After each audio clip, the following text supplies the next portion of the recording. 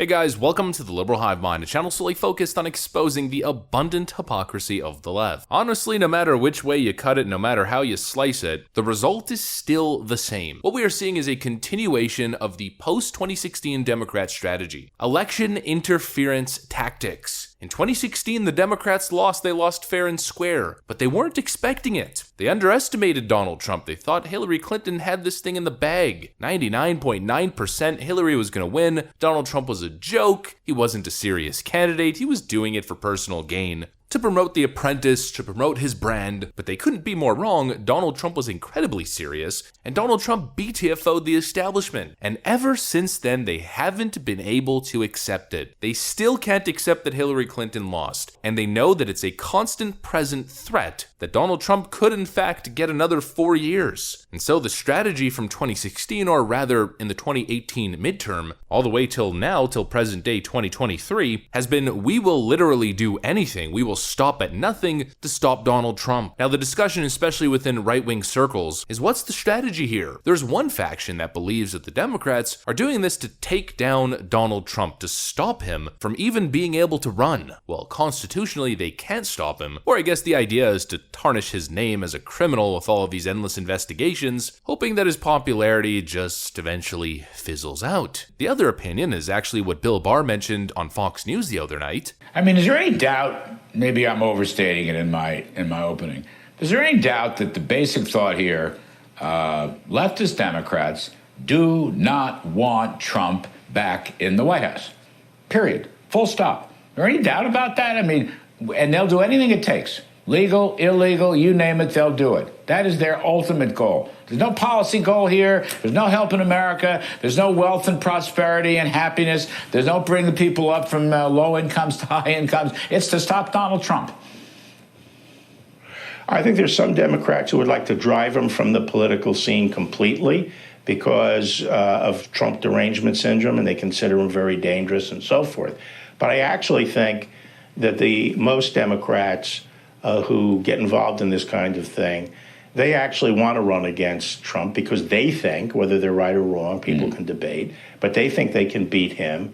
And so they are actually trying to help him by generating the support of his base, and they feel that that will generate their own turnout. And this is what I mean by whichever way you cut it, it's the same damn thing. It's election interference. The Democrats are using the justice system, they're using a rogue prosecutor to affect the results of a future election. Well, like I've been saying, Democrats might also be shooting themselves in the foot, because if their strategic view is that their easiest path to the White House is with Donald Trump as their contender, well, that might not exactly be the case. A new national poll by the Trump Super PAC conducted by Tony Fabrizio is sending a very stark warning to Democrats that you probably shouldn't get too sure of yourself that Donald Trump is the weakest candidate. National poll for Trump's Super PAC conducted by Tony Fabrizio. Republican Trump, 47%, leading +4 over Joe Biden at 43%. Now, of course, this is an internal Donald Trump PAC poll, which many people instantly disregard and claim it's bias. But keep in mind, these are the same internal polls that went against the prevailing narrative back in 2016. I mean, back then there wasn't a single poll showing Donald Trump in the lead. Maybe Insider Advantage, I'm not sure, it was such a long time ago. Maybe Rasmussen Reports. But even then, a Republican candidate doesn't actually need to win the head-to-head polling matchup or the popular vote to win the Electoral College if you're within 2-3 percentage points. Generally, that means a Republican victory. Well, Democrats better wake up at some point here and realize they're not in a very confident position. Ahead of the 2020 election, Joe Biden was leading every single poll by close to double digits, for the most part having an average +6% lead over Trump leading into the election. Well, right now, in terms of early polling data, he technically isn't even up in the aggregate. You'll see Biden +1 as the overall spread, but that's counting a ridiculous Susquehanna poll, showing him at +13, which is kind of skewing the number. The most recent polls here conducted towards the end of March overall actually have Donald Trump in the lead, and that's including Quinnipiac and YouGov,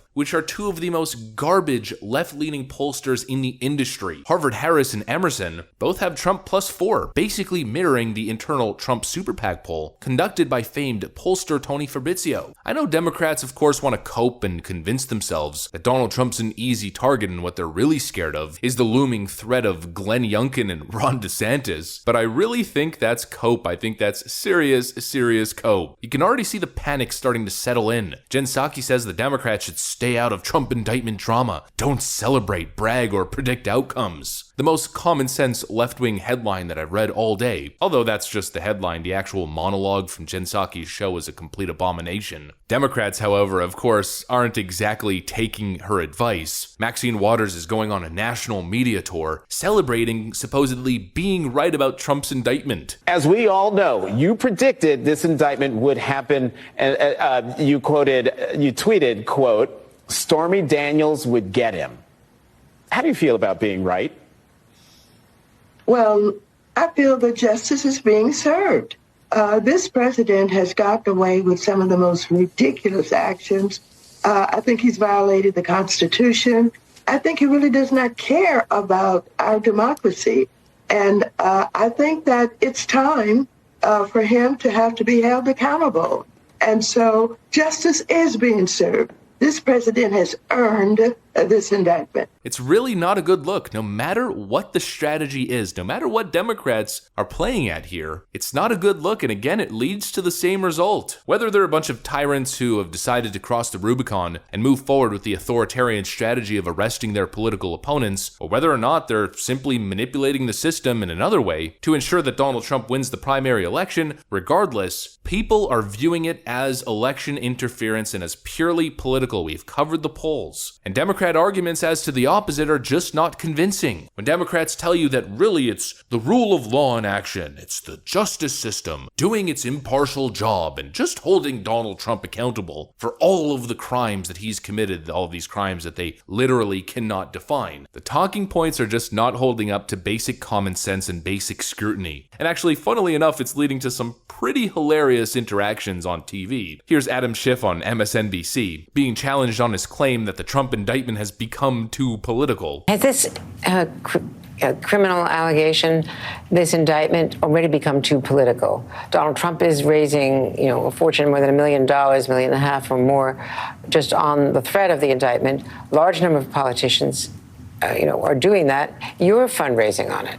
You're fundraising on it. Adam Schiff claims that the Trump indictment is getting too political as he's literally begging for money on Twitter and other platforms and in campaign ads. Because, of course, as we know, Adam Schiff's entire political persona revolves around being the face of anti-Donald Trump witch hunts. I'm going to say it again, no matter what the strategy is, no matter how you break this down, no matter what the truth is behind the strategy, what Democrats are doing here is a clear, destructive abuse of power. It's an abuse of the justice system to manipulate the outcome to get their preferred result. It's a continuation of the strategy post-2016. In 2018, it was Russia, Russia, Russia, Robert Mueller, Donald Trump's a Manchurian candidate, working directly for the Kremlin. He's a Russian spy. 2020 was Russia, Russia, Russia, a plethora of false accusations, anonymous sources and reports, phony scandals, blaming the pandemic on him, media protection of the Bidens, censorship of the Hunter Biden laptop story. 2022 was the Mar-a-Lago raid, as well as the Roe v. Wade Supreme Court draft leak. And 2024 is the Alvin Bragg witch hunt, as well as the other countless open investigations, all with absolutely no merit whatsoever targeting Donald Trump. And of course, the irony of it all, it's all coming from the Democrat establishment that continues to go on and on and on about the sanctity of our democracy and protecting democracy as they metaphorically spit in the face of democracy. That's pretty much my conclusion. And what I really wonder is how many independents are seeing it the same way. That's what I got for you guys though. Hopefully you enjoyed this video. If you did, make sure to leave a like and possibly subscribe to the channel. Of course, you know that we'd love to have you here. Thanks for watching, and I'll see you on the next one.